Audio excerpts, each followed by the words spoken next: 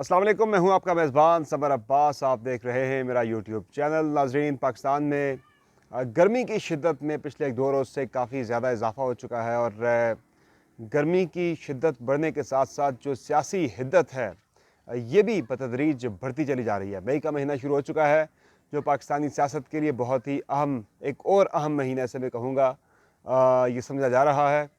चूँकि जो सियासी लड़ाई है वो अपने लॉजिकल कंक्लूजन की तरफ जा रही है। कुछ बड़ी अनफॉर्चुनेट चीज़ें भी हो रही है पाकिस्तान के अंदर, लेकिन जो इवेंट्स हैं जिस तरह से अनफोल्ड हो रहे हैं एक बड़े ख़तरनाक पॉलिटिकल ट्रेंड को रिप्रेजेंट कर रहे हैं। दो तीन चीज़ें जो मैं आज के इस वीलॉग में आपके साथ शेयर करूँगा, कुछ ख़बरें हैं, कुछ मालूमात हैं, कुछ मेरे तज़्ज़िये हैं। सबसे पहले तो नाज़रीन, इमरान खान साहब जो हैं उन्होंने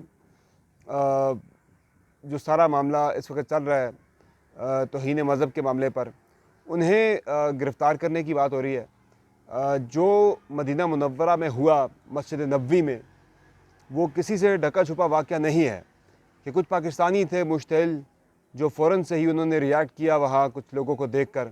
अब इसमें गवर्नमेंट का वर्जन यह है कि ये सारी प्लानिंग थी, प्री प्लानिंग एक मुनज़्ज़म मनसूबाबंदी के तहत किया गया, जिसका इल्ज़ाम लगाया जा रहा है साबिक़ वज़ीर दाखिला शेख रशीद अहमद पर, उनके भतीजे शेख राशिद शफ़ीक पर, फिर साहबज़ादा जहांगीर पर, अनिल मुसर्रत पर, कुछ लोगों पे ये मनसूबाबंदी का जो है वो इल्ज़ाम लग रहा है। आज एक FIR भी रजिस्टर्ड हो गई है जी।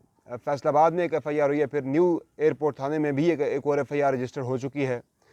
इन जो मुकदमात हैं जिनका इंदराज किया गया है, पर्टिकुलरली मैं अगर फैसलाबाद के मुकदमे की बात करूँ तो इस मुकदमे के अंदर दो तीन चीज़ें हमें बहुत ज़्यादा जो हैं बड़ी हैरानकुन भी नज़र आ रही हैं और परेशानकुन तो है ही हैं। जो जिन दफ़ात के तहत जो मुकदमा दर्ज किया गया है फैसलाबाद में के मदीना टाउन में, नाज़रीन, फैसलाबाद एक तो सबसे ख़ास बात यह है कि ये राना सनाउल्लाह साहब जो कि वज़ीर दाखिला हैं उनका ये शहर है, वहाँ से ये मुंतखब हुए हैं। और FIR का इंदराज जो किया गया है इसमें बज़ाहिर एक बड़ा क्लियर एक इंटेंट नज़र आ रहा है कि FIR तो करनी ही करनी है बंदों के ख़िलाफ़। उसमें साथ कुछ लोगों को बदनाम करने की कोशिश भी की गई है। जिस तरह से इमरान खान साहब का तो नाम लिखा गया, इमरान अहमद खान न्याज़ी वल्द, उनके वालिद का नाम लिखा गया आगे, लेकिन जहाँ शहबाज़ गिल का नाम है, शहबाज़ गिल वल्द नामालूम, यहाँ एक बड़ा क्लियर नज़र आ रहा है कि FIR किसी नून लीग के बंदे के हुक्म पर यह दर्ज की गई है। और FIR के इंदराज जो करवाने वाला जो मुद्दई है, जो दरख्वास्त गुजार है, उसका ताल्लुक भी नून लीग से ही है। शेख रशीद अहमद का नाम है, वहाँ उस आगे वालिद का नाम नहीं लिखा गया, मेंशन नहीं है, लेकिन शहबाज़ गिल के नाम के आगे पर्टिकुलरली मेंशन किया गया शहबाज़ गिल वल्द नामालूम। तो ये एक मेलिफाइड इंटेंट इसमें नज़र आ रहा है, बदनाम करने का भी साथ बड़े गलत तरीके से, एक बड़ी भोंडी ये कोशिश है। और इस तरह की दरख्वास्त पर FIR का दर्ज करना ये मज़ीद एक इसे मैं कहूँगा कि अपना मुँह काला करने वाली बात है। ये जो FIR हुई है इसमें 3 दफ़ात जो मेन है, एक तो 295A है ऑफ द PPC, फिर 295 है 296 है और 109 है सेक्शन ऑफ दी CRPC या ताज़ीरात पाकिस्तान की। 295A जो है ये है जी कि अगर आप तौहीन मज़हब, किसी के मज़हब को अगर आप उसकी तौहीन करें या उसके बारे में कुछ गलत कहें, लिखें, तो इंसल्ट करें, तो आपके ख़िलाफ़ 295A के तहत जो सज़ा है वो 10 साल तक सज़ा हो सकती है क़ैद की, और साथ जुर्माना भी हो सकता है और दोनों चीज़ें भी हो सकती हैं। जो 296 है वो किसी रिलीजियस मकसद के लिए जमा होने वाली जो असम्बली है या फिर जो गैदरिंग होती है, इज्तिमा होता है मजहबी, उसको डिसरप्ट करना, उसमें वो रुकावट डालना, ये उसकी पादाश में जो है ये सज़ा दी जाती है। और नंबर 3 जो है 109, वो आनत की है कि इस काम में, इस फेल में किसने आपकी आनत की, मनसूबाबंदी या आनत का जो मामला है वो 109 ऑफ द CRPC जो है सेक्शन, उसके तहत ये कार्रवाई की जाती है। ये FIR हो गई है जी, फैसलाबाद में हो गई है, ये रावलपिंडी के अंदर हो गई है, और वज़ीर दाखिला राना सनाउल्लाह साहब ने अपना क्लियर इंटेंट दिखा दिया है कि इमरान खान साहब जो कि साबिक़ वज़ीर आज़म हैं और चेयरमैन तहरीक इंसाफ हैं, उन्हें भी गिरफ़्तार किया जा सकता है। शेख राशिद शफ़ीक जो कि शेख रशीद के भतीजे हैं, उन्हें सऊदी अरब से वापसी पर इस्लामाबाद एयरपोर्ट से गिरफ़्तार किया गया है।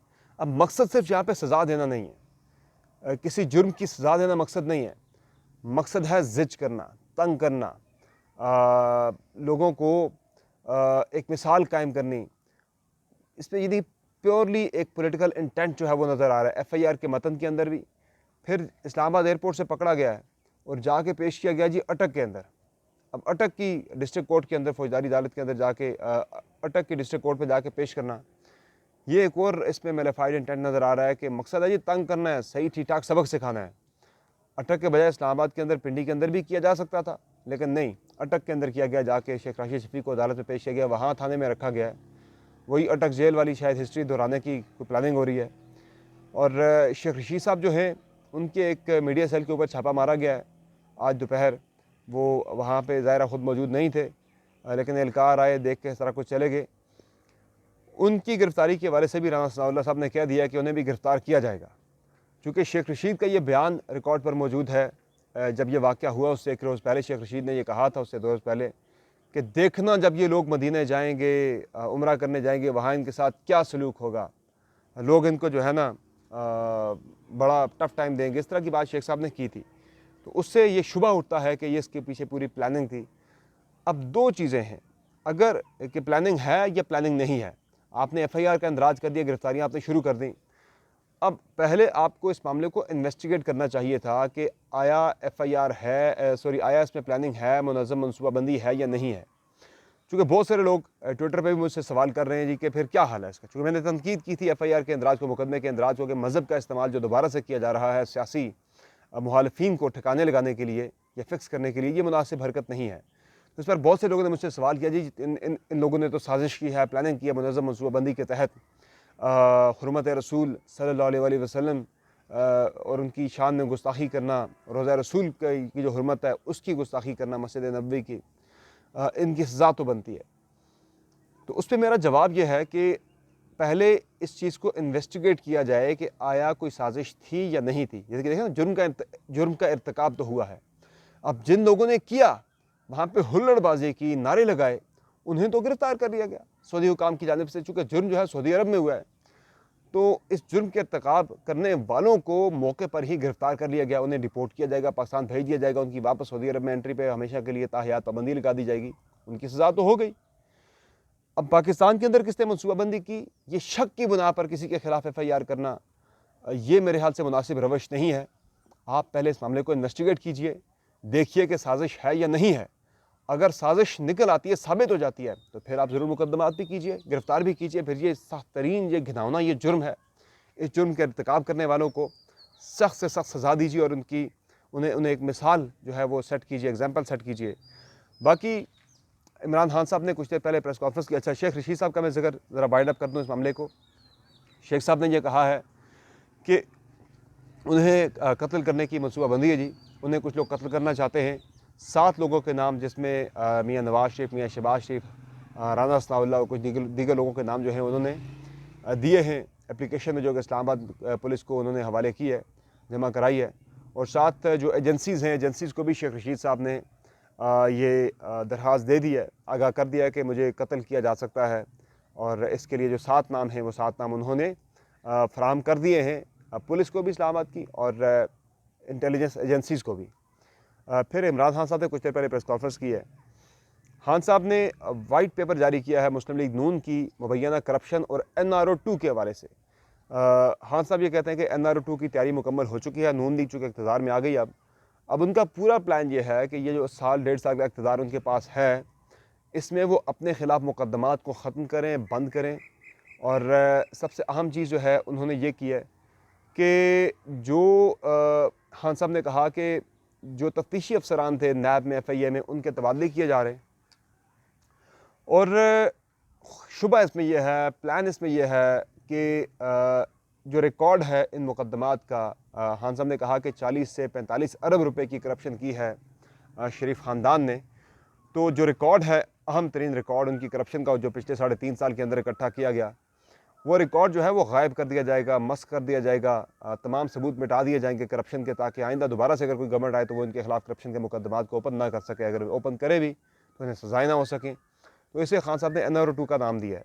और इसमें आपको एक चीज़ नज़र भी आएगी, कुछ देर पहले राना सनाउल्लाह साहब ने कह दिया है कि वो कहते हैं बिल्ली थैले से बाहर आ गई, तो वो बिल्ली थैले से बाहर आ गई है।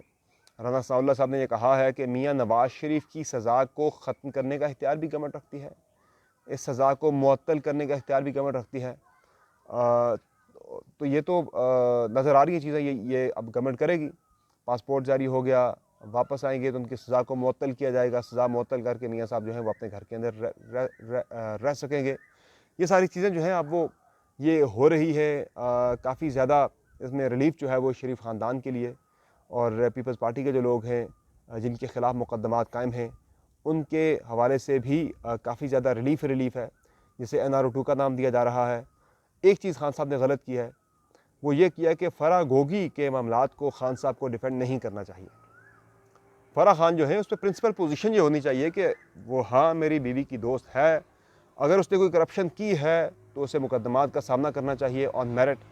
ये कहना कि फ़राह खान ने कोई करप्शन नहीं की, कोई गलत पैसा नहीं कमाया, अगर उसके पैसों में इजाफा हुआ है उसकी आमदनी में 3-4 गुना, तो वो जी उसने रियल इस्टेट के बिज़नेस से पैसे बनाए हैं, रियल इस्टेट के बाकी लोगों ने भी पैसा बनाया है।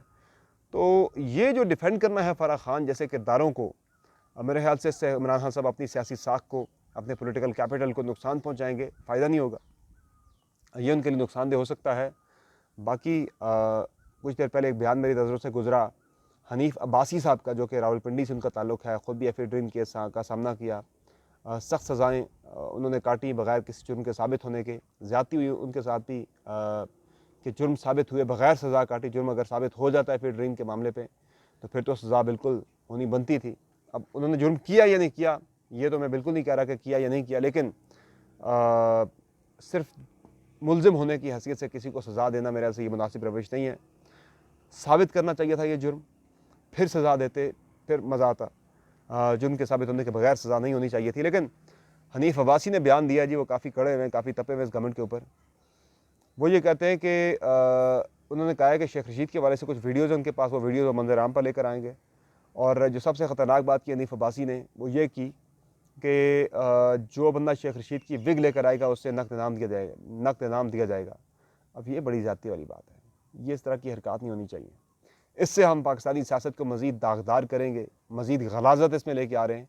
और आने वाले इस यानी कि जो मई का महीना है इसमें बहुत ज़्यादा गंद हम देखेंगे पाकिस्तानी सियासत के अंदर, बहुत ज़्यादा गंद होगा। वीडियोज़ आएंगी, टेप्स आएंगी जिसमें कुछ जाली भी होंगी, कुछ बनाई गई होंगी, कुछ जेन्युइन भी होंगी। इतना गंद हम देखेंगे इस मई के महीने में पाकिस्तानी सियासत के अंदर जितना हमने पिछले 8-10 साल से नहीं देखा होगा। तमाम हिस्ट्री के रिकॉर्ड शायद टूट जाएंगे। अल्लाह खैर करे, ईद के बाद क्या होता है, बहुत सी चीज़ें अनफोल्ड होंगी, बहुत सी चीज़ें सामने आएंगी, बहुत ज़्यादा गलाज़त सामने आएगी पाकिस्तानी सियासत के अंदर।